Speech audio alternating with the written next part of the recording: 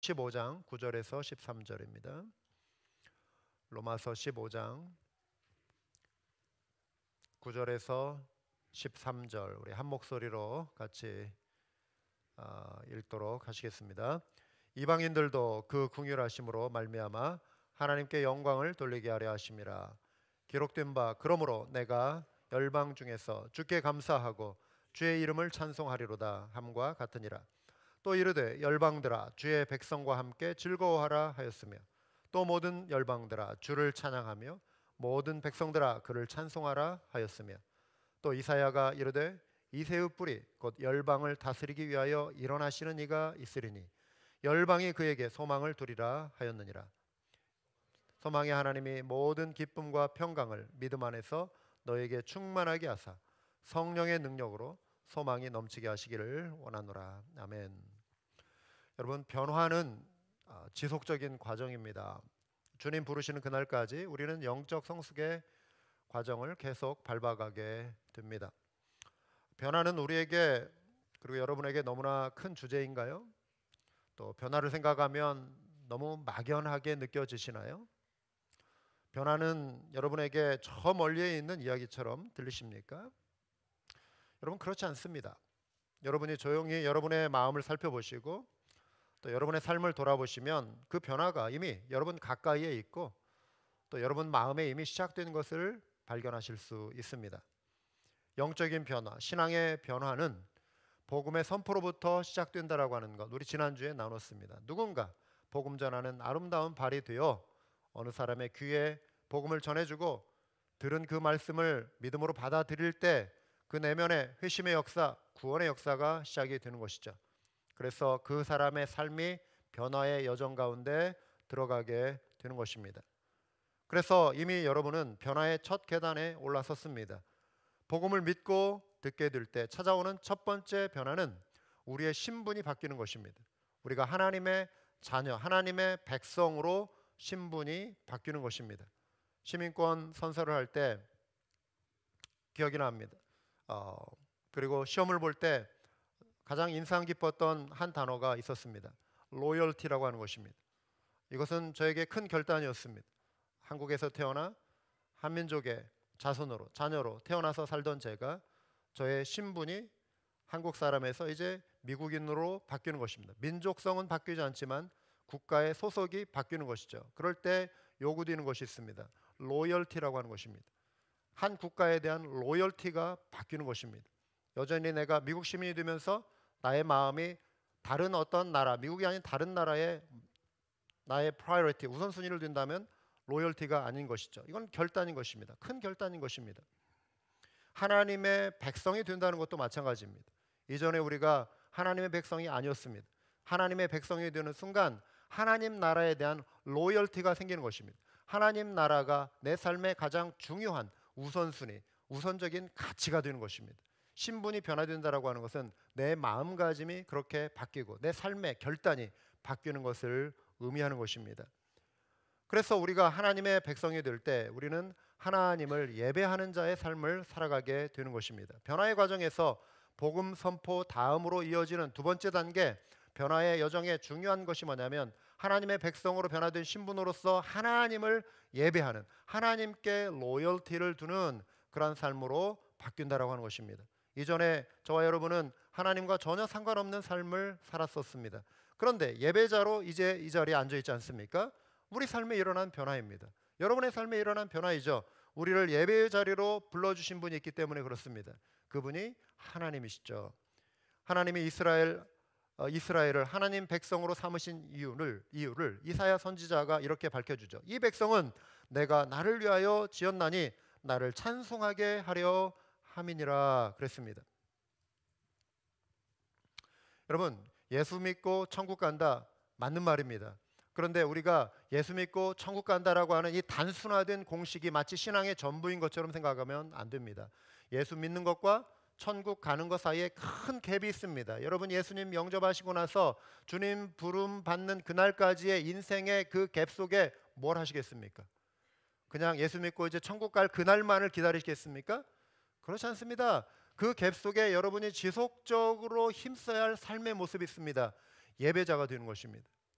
하나님을 예배하며 살아가는 것입니다. 하나님께 충성하며 살아가는 것입니다. 그래서 이사야 선지자를 통해서 주신 이 말씀, 이 백성이 내가 나를 위하여 지었나니 나의 이름을 찬송하게 하려 함이라, 나를 예배하게 하려 함이라. 이스라엘 백성을 하나님께서 불러내실 때 그들은 광대한 우주를 창조하신 하나님을 소리 높여 외치고 경배하는 자들로 부름 받은 것입니다. 하나님의 위대하심, 하나님의 신실하심, 하나님의 선하심과 인자하심, 그 영원하심을 노래하는 백성으로 부름 받았다라고 하는 것입니다. 출애굽의 놀라운 구원의 역사를 이루신 하나님을 이들은 대대로 찬양하는 그러한 백성으로 부름 받은 것입니다. 구원의 감격을 노래하며 살았던 것입니다. 그런데 이 예배의 부르심은 구원받은 하나님의 백성인 그리고 이방인인 우리에게도 주어진 특별한 부르심입니다. 그 사실을 오늘 우리가 읽은 로마서 15장 9절은 이렇게 설명하고 있습니다. 이방인들도 그 긍휼하심으로 말미암아 하나님께 영광을 돌리게 하려 하심이라. 기록된 바 그러므로 내가 열방 중에서 주께 감사하고 주의 이름을 찬송하리라 함과 같으니라. 여러분, 우리가 성경을 이해하실 때, 구약 성경을 보실 때 오해하시면 안 되는 것이 있습니다. 구약 성경은 단지 유대인들만을 위한 책이다. 그렇지 않습니다. 이미 구약 성경에 열방을 구원하시고자 하시는 하나님의 구원 계획이 담겨 있습니다. 이미 구약에 열방을 품고자 하시는 하나님의 그 광대한 마음이 들어 있습니다. 구약 성경에 유대인들을, 하나님의 백성들을 선교적 소명자로 불러 세우시는 하나님의 구원 계획이 담겨 있습니다. 그리고 때가 참에 마침내 예수 그리스도를 이 땅에 보내시고 예수 그리스도를 통한 열방의 구원 계획을 하나님이 실현하신 것입니다. 하나님의 마음은 창조 때부터 열방을 품고 계셨습니다.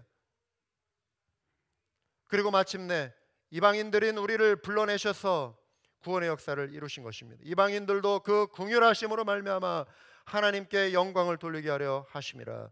예배는 구원하시는 종을 기뻐하고 감사하는 것입니다. 사랑하는 여러분, 예배 자리에 나올 때 이 구원의 감격을 회복하시는 은혜가 있기를 원합니다. 우리 속에 구원의 노래가 있어야 하는 것입니다. 감사의 찬양이 있어야 하는 것입니다. 하나님은 이스라엘의 하나님만이 아니십니다. 모든 열방의 하나님이심을 믿으시기 바랍니다. 하나님은 열방의 창조자이십니다. 열방의 구원자이십니다. 십자가를 통해 놀라운 사랑을 베푸신 그 구원의 은총이 열방 가운데 임했음을 믿으시기 바랍니다. 바울은 사무엘하 22장 50절에 다윗이 고백한 내용을 인용합니다. 이러므로 여호와여, 내가 모든 민족 중에서 주께 감사하며 주의 이름을 찬양하리이다. 다윗의 마음에도 열방이 있었습니다. 열방 중에서 주의 이름을 높이겠다는 것입니다. 하나님이 이스라엘만의 하나님이 아니시라고 하는 것이죠. 예배는 하나님께 감사와 찬양을 올려드리는 것입니다. 예배의 초점은 내가 아닙니다. 나를 만족시키기 위한 것이 예배가 아닙니다. 예배 목적은 하나님의 이름을 높이는 것입니다. 예배의 중심은 하나님이십니다. 예배의 대상은 하나님입니다. 예배의 고백은 그래서 하나님께 올려드리는 감사와 찬양입니다. 감사는 무엇입니까? 하나님이 우리에게 행해 주신 일을 인정하고 고백하는 것입니다. 찬양은 하나님이 어떤 분이신지를 알고 그 이름을 높이는 것입니다. 우리 속에 하나님에 대한 지식이 있어야 돼요. 하나님이 어떤 분이신가를 알아가기에 힘써야 합니다. 하나님을 알아가면 알아갈수록 그분이 나를 향하여 이 열방을 향하여 행하신 그 일을 알면 알수록 우리의 찬양은 깊이가 있게 되는 것입니다. 우리의 찬양의 목소리가 힘이 있게 되는 것입니다. 우리의 찬양은 더 이상 형식적일 수가 없는 것이죠. 그분의 이름을 높이는 것, 이것이 예배입니다. 따라서 예배로 부름받은 우리의 관심은 항상 하나님께 있어야 합니다. 주일 예배는 일주일을 기다리다가 드리는 아주 중요한 시간입니다. 예배를 사모하며 우리는 이 자리에 나옵니다. 회중이 함께 모여 예배 드릴 때 내 마음을 분산시키는 것들을 가급적 절제하며 이 자리에 와야 합니다. 주일에 우리가 봉사해야 할 일도 많이 있습니다. 주일에 우리가 만나서 대화를 나눠야 할 사람도 있습니다.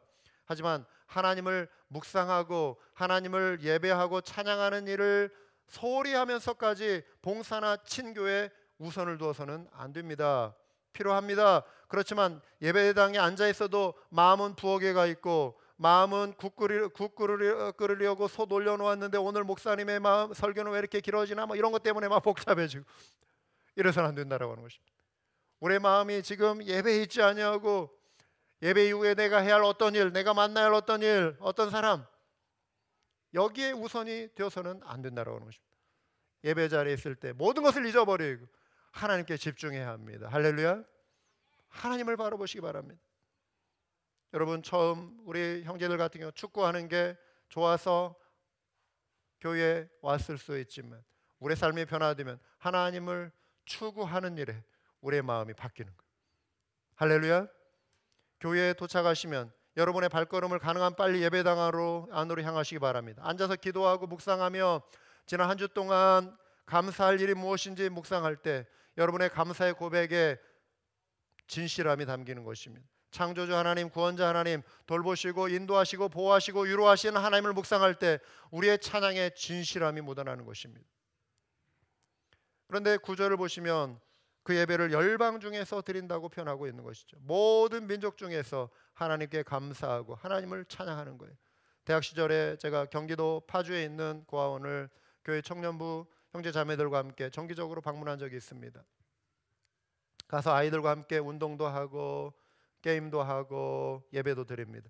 그때 찬양 율동팀에 속해서 이 찬양을 율동과 함께 불렀습니다. 아마 기억나시는 분들 있을 거예요. 내가 만민 중에, 내가 만민 중에, 이 찬양이 오 주께 감사하며 주님을 찬양하리 열방 중에서, 그러면서 이렇게 율동도 하는 거. 내가 만민 중, 뭐 그때 이렇게 잘했던 것 같아요.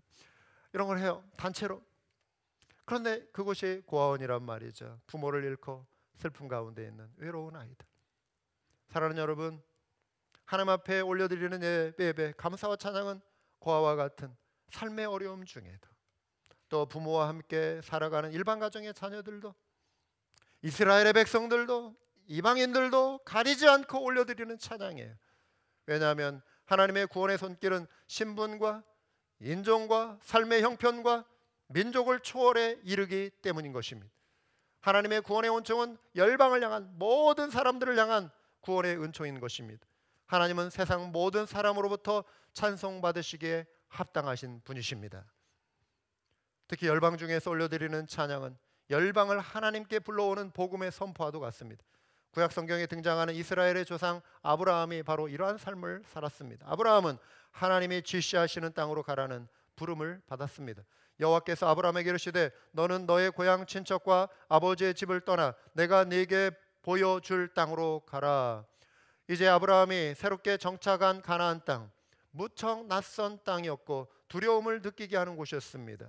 여러분, 미국에 아니면 여러분이 해외에 처음 나갈 때 느끼는 두려움이 무엇입니까? 100% 기대감입니까? 100% 황홀감입니까? 그렇지 않습니다. 두려움과 긴장이 있습니다. 여행에 대한 기대감은 있지만, 새로운 땅에 대한 기대감은 있지만, 한편으로 내가 이곳에서의 삶을 잘 꾸려갈 수 있을까? 이곳이 안전할까? 나를 힘들게 하는 일은 없을까 하는 두려움이 우리 속에 찾아오지 않습니까? 아브라함인들 어떻겠습니까? 두려움이 있었죠. 그러나 그가 제일 먼저 한 일이 무엇입니까? 그 낯선 땅, 이방인들의 틈에서 아브라함이 제일 먼저 한 것은 예배의 단을 쌓은 것입니다. 그리고 여호와의 이름을 부른 것입니다. 아브라함이 그 땅을 지나 세겜 땅 모래 상수리 나무에서 이르니 나무에 이르니 그때 가나안 사람이 그 땅에 거주하였더라. 여호와께서 아브라함에게 나타나 이르시되 내가 이 땅을 내 자손에게 주리라 하신지라. 자기에게 나타나신 여호와께 그가 그곳에서 제일 먼저 한 게 뭐예요? 제단을 쌓고, 거기서 베델 동쪽 산으로 옮겨 장막을 치니 서쪽은 베델이요 동쪽은 아이라. 그가 그곳에서 여호와께 또 제단을 쌓고 여호와의 이름을 부르더니 예배자로 살아가기 시작했습니다. 아브라함의 인생을 하나님이 책임져 주셨습니다. 그 땅에서 아브라함의 삶을 창성하게 하셨습니다. 복을 누리게 하셨습니다. 복의 근원이 되라, 복의 통로가 되라 약속하신 그 일을 성취해 주셨습니다. 아브라함이 그 하나님을 믿고 제단을 쌓고 여호와의 이름을 부를 때 하나님이 그를 복의 근원 삼아 주셨습니다. 열방을 구원하는 믿음의 조상이 되게 하셨습니다. 사랑하는 여러분, 저와 여러분도 이 땅의 거류민, 나그네 이주민으로 살아갑니다. 이곳이 우리에게 가나안 땅과 같습니다. 하지만 저와 여러분 역시 하나님께서 이곳에 예배의 단을 쌓고 우리가 여호와의 이름을 부를 때, 이러한 부르심의 이끌림을 받아 여호와의 이름을 부를 때, 하나님을 의지하고 하나님의 이름을 높이는 예배자로 살아갈 때 하나님은 저와 여러분을 복 주실 것입니다. 복의 통로로 사용하실 것입니다. 저와 여러분의 인생을 책임져 주실 것입니다. 우리가 하나님 앞에 감사하고 그 이름을 찬양할 때 하나님이 우리에게 주시는 두 가지의 놀라운 회복을 오늘 본문은 말씀하고 있습니다. 첫째는 기쁨입니다. 로마서 15장 10절과 11절 보시면 또 이르되 열방들아 주의 백성과 함께 즐거워하라 했으며 또 모든 열방들아 주를 찬양하며 모든 백성들아 그를 찬송하라 했으며 사도 바울은 여기에서 신명기 32장 43절을 인용합니다. 열방들이 주의 백성과 함께 즐거워할 것을 강조하고 있습니다. 즐거움은요, 하나님을 예배할 때 우리에게 주시는 하나님의 은총입니다. 우리가 예배 가운데 있을 때 영적인 하나님의 감동이 우리 가운데 임합니다. 하나님의 이름을 높이면 우리의 영은 거룩한 감동에 사로잡힙니다. 세상의 즐거움과 차원이 다른 영적인 희락이 우리 가운데 임하게 됨을 믿으시기 바랍니다. 느헤미야의 영적 지도력 아래 바벨론 포로 생활에서 돌아온 이스라엘 백성들을 기억해 보시기 바랍니다. 그들이 성벽을 재건했습니다. 동시에 이들은 무너진 신앙도 재건하는 그 일에 참여했습니다. 하나님을 불순종한 죄는 참혹했습니다. 70여 년 동안 비참한 포로 생활을 이제 마치고 이제 그 자손들이 무너진 조국에 돌아왔을 때 학사 에스라가 모든 백성들 앞에 서서 큰 소리를 높여 하나님의 말씀을 낭독했습니다. 한 사람의 목소리가 그 수많은 군중들, 이스라엘 백성들 그 회중에게 다 전달되기는 무리가 따르겠죠. 할 수 있는 한 최대한 소리를 높여 전달할 때 중간중간에 레위인들이 서서 그 말씀을 듣고 그 주변에 있는 사람들에게 전달해 주는 것입니다. 또 저 멀리 있는 사람이 그 소리를 또 전달해 줍니다. 전달하는 과정에서 히브리어로 기록된 이 성경을 히브리어를 잘 알지 못하는 사람들에게 아람어로 번역해 주는 것입니다. 아람어로 번역해서 또 낭독해 줄 뿐만 아니라 그 의미가 무엇인가를 해석해 주기 시작했습니다. 학사 에스라가 히브리어로 말씀을 선포하고 듣는 사람들이 그것을 아람어로 통역해서 그 의미를 설명해 줄 때 어떤 일이 일어났습니까? 백성의 말씀이 백성들의 귀에 전해지자 이곳저곳에서 그 말씀에 감동하며 그 말씀에 영의 찔림을 받아 회개의 눈물을 흘리기 시작했고 감동의 눈물을 흘리기 시작하며 울기 시작했습니다. 회개의 눈물은 하나님의 법을 떠난 우리 조상들과 우리들이 겪은 이 죄에 대한 각성의 눈물이었고, 감동의 눈물은 그러함에도 불구하고 하나님이 우리를 버리지 아니하시고 그 언약을 이루셨다라고 하는 그 은혜를 회상하며 이들이 흘리는 눈물이었습니다. 하나님의 신실하신 사랑이 변함없이 우리와 함께하였다. 이 성벽 재건을 완성하고 하나님께서 우리를 회복시켜 주시는, 우리를 조상들이 잃어버린 이 고토의 땅으로 다시 불러주신 은혜를 감격했습니다.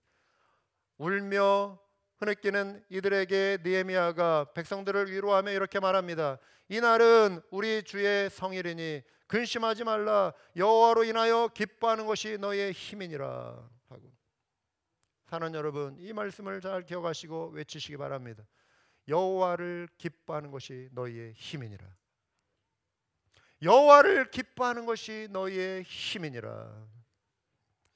세상에 있는 다른 무엇보다도 우리에게 힘이 되고 능력이 되는 것은 주님을 예배하고 주님을 기뻐하는 것입니다.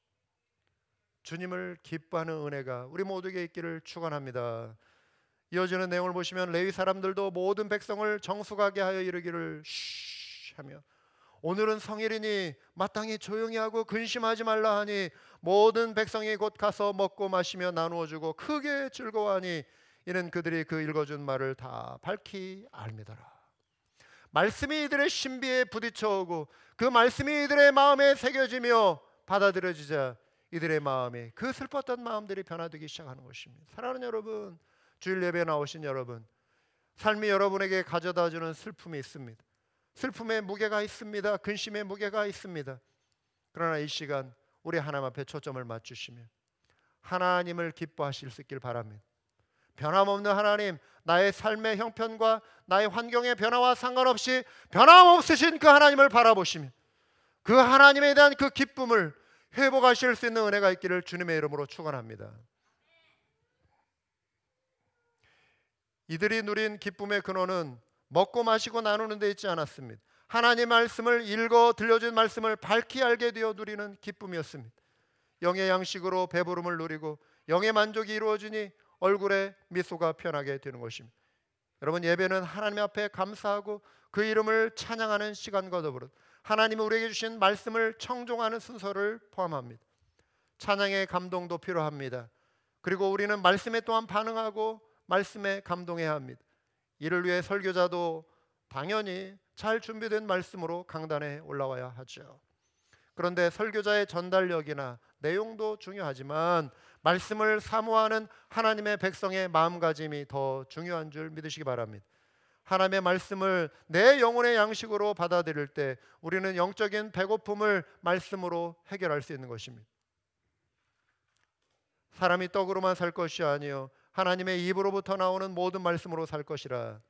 신명기 말씀을 예수님이 마귀와 대적하며 인용하셨습니다. 모든 생명체는 먹을 양식과 물을 필요로 하죠. 비 한 방울 내리지 않는 사막 한복판에서요, 조그만 풍뎅이, 이 손톱보다도 작은 검은색 그 풍뎅이가 살아가는 모습을 BBC 방송, 그 동물의 세계에 관련된 방송에서 본 적이 있습니다. 손톱보다 작은 그 조그만 풍뎅이가, 곤충이 사람이 오르기에도 높은 그 사막 언덕길을 바라본다는 것은 우리 몸에 몇십 배를 줄여야 합니까? 몇백 배를 줄여야 합니까? 그렇다면 이 풍뎅이의 기준으로 하면 사람이 10m 간격을 높이는 거에 비하면 풍뎅이에게는 1000m가 될 수 있고 1마일이 될 수가 있는 거예요. 그 모래 언덕을, 미끄러지는 모래 언덕을 기어 올라가기 시작하는 거예요. 새벽녘에 열심히 그러면서 막 올라가는 거예요. 그리고 꼭대기까지 올라요. 꼭대기까지. 그 구름, 그 사막 뭐 이렇게 막 있잖아요, 모양이. 그 꼭대기까지 다 올라가서 새벽에 다 멈춰서요. 거기에서 뭘 하는가 카메라가 쫙 그렇게 촬영하고 보니까 가만히 있는데요. 여러분, 사막에 비는 내리지 않지만, 비 한 방울 내리지 않지만, 비는 내리지 않지만 놀랍게도 사막에 아침 안개가 내립니다. 아침 안개가 내려요. 새벽 안개가 내려. 새벽 안개. 그 안개가 샥 내리면서요, 그 몸뚱이, 그 검정색 풍뎅이의 몸뚱이에, 풍뎅이 몸에 그 아침 새벽 안개가 다 모이면서 한 방울의 물을 만들어내요. 한 방울의 물을. 그렇게 모으면은 그 새벽 안개가 물 한 방울을 만들어내요. 그러면 그 풍뎅이가 그 물을 거기서 먹는 거예요.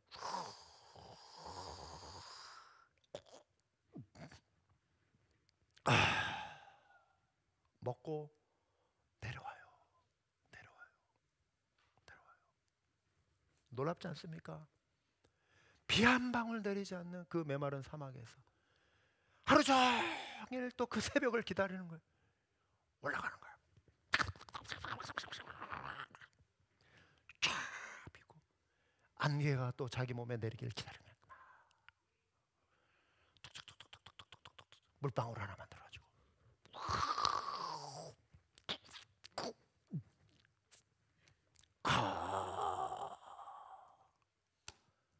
그리고 또 내려가요. 그렇게 살아가요. 그 생명, 생수, 양식.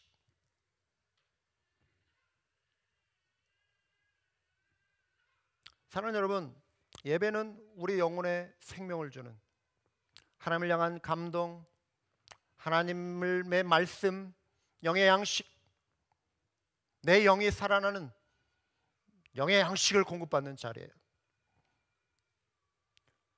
우리가 예배 자리에 나올 때 이러한 사모함이 있고, 이러한 마음가짐이 있고, 이러한 노력이 있어야 할 줄 믿습니다. 평소 말씀을 대할 때도 이래야 하는 거예요.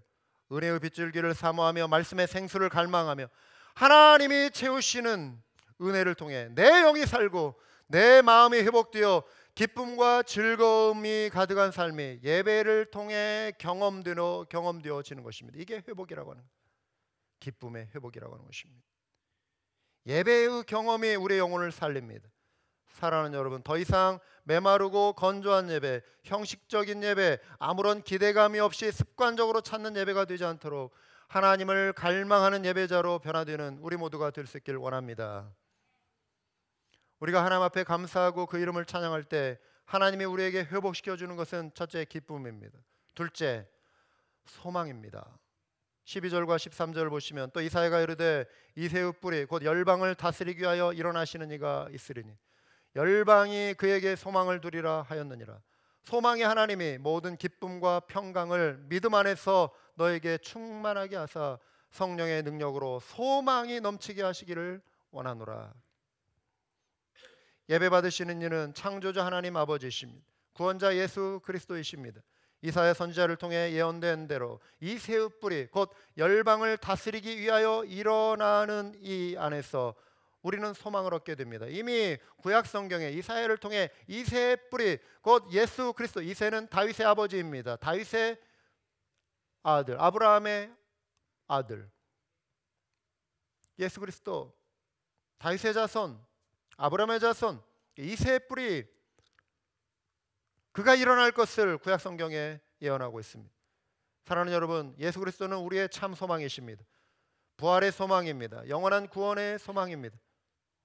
우리가 살아가는 이 땅은 여전히 악이 기승을 부립니다. 불의가 판을 치고 곳곳에 탄식 소리가 들려옵니다. 하지만 하나님 나라가 온전히 임할 때 열방의 심판자로 주께서 우리 가운데 강림하실 것입니다. 민족을 심판하실 것입니다. 그때 주님은 주를 위해 주의 백성들이 흘린 그 눈물, 이 땅에서 당한 모든 슬픔을 위로하고 격려해 주실 것입니다.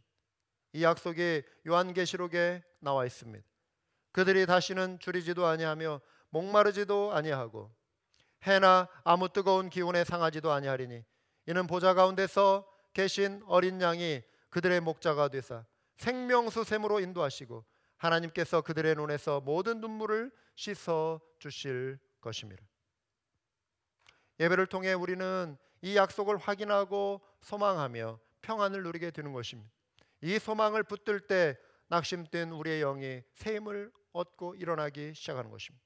슬픔과 고통 중에도 하나님을 의지하는 마음을 다시금 누리며 우리는 소망 중에 기뻐할 수 있는 것입니다. 그런데 성경은 이 소망의 기쁨을 우리가 이 땅에 사는 동안에도 맛볼 수 있다고 약속하고 있습니다. 그래서 바울은 성령의 능력으로 소망이 넘치게 하시기를 원한다. 소망은 우리가 이 땅에서 갖고 사는 것이죠. 주님을 대면하고 주님 나라에 가면 더 이상 소망은 필요 없습니다. 그곳에서는 이제 영원한 사랑의 관계만 존재하는 것이죠. 그래서 사랑은 영원토록 변하지 않고 영원토록 존재하는 것이 사랑이에요. 그러나 믿음과 소망은 우리가 주님 나라에 가면 더 이상 어떤 효력이 없는 것이죠. 영원한 사랑의 관계 속에 우리가 이 땅에서 이 소망을 우리가 누리면서 살아가는 것이죠.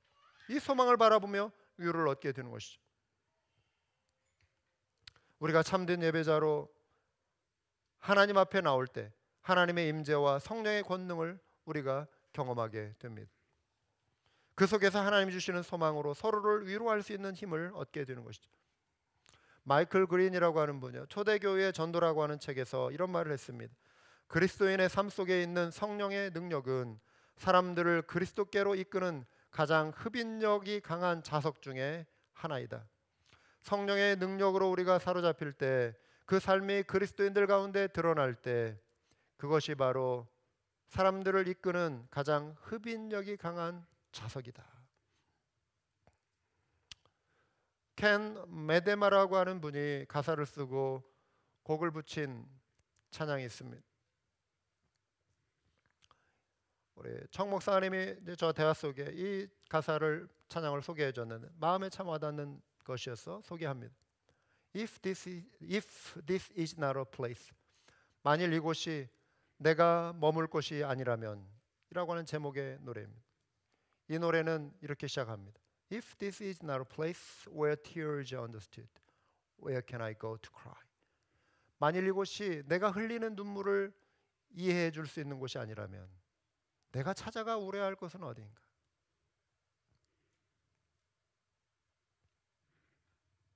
If this is not a place where my spirit can take wing, where can I go to fly? 만일 이곳이 내 영의 날개를 달 곳이 아니라면 나는 어디로 가서 날아올라야 할까? If this is not a place where my questions can be asked, where can I go to seek? 만일 이곳이 내가 궁금한 것을 물을 수 있는 곳이 못 된다면 나는 어디로 가서 답을 찾아야 할까? If this is not a place where my heart cries can be heard, where can I go to speak? 만일 이곳이 내 가슴의 눈물을 들어줄 곳이 못 된다면 나는 어디에 가서 하소연을 해야 할까? 슬픔과 아픔으로 눈물 흘리는 이들은 그 눈물을 살피고 다가와 안아주고 따스한 위로를 전해주는 것만큼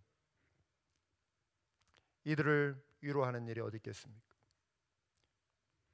울고 싶은데 기대어 울 사람이 없고 꺾인 날개에 좌절하고 신음하는 한 영혼의 아픔을 나몰라 한다면 그 영혼은 도대체 어디에 가서 용기를 찾아야 하는가?